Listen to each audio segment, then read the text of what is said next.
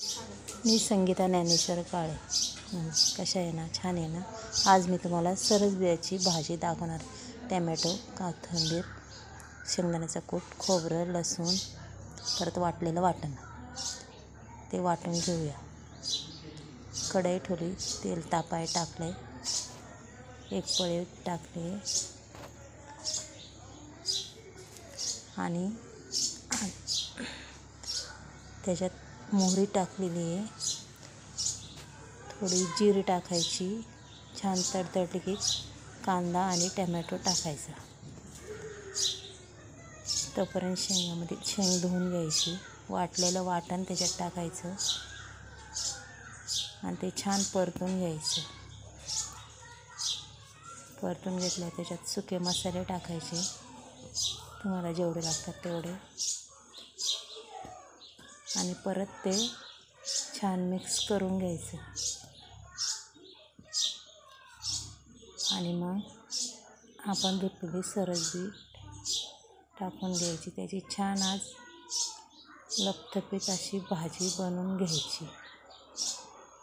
छान हलवून घ्यायचं, ते मिक्स करायचं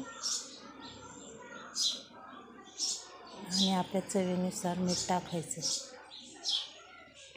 वरून शेंगदाण्याचा थोडासा कूट बी टाकायचा. आधी मी वाटलेलं खोबरं वगैरे सगळं परतून घेतलं आहे त्याच्यात, आणि कोथिंबीर टाकून द्यायची थोडी चिरली. संपूर्ण हलवायचं आणि त्याच्यात 1 ग्लास भरून तरी पाणी ओतायचं, कारण की त्याला शिजायला थोडा टाईम लागतो. चांगलं मऊ शिजतं. आणि आता त्याच्यावर आपल्याला झाकण ठेवून द्यायचं.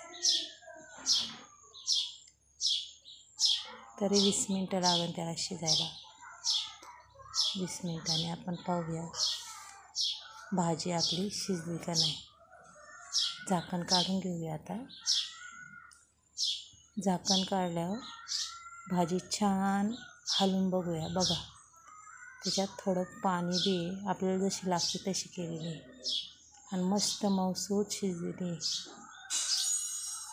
तुम्ही एकदा करून बघा मैत्रिणींनो, आणि माझ्या चॅनलला सबस्क्राईब आणि लाईक करा. बाय. छान. चला मग भेटू आपण उद्या.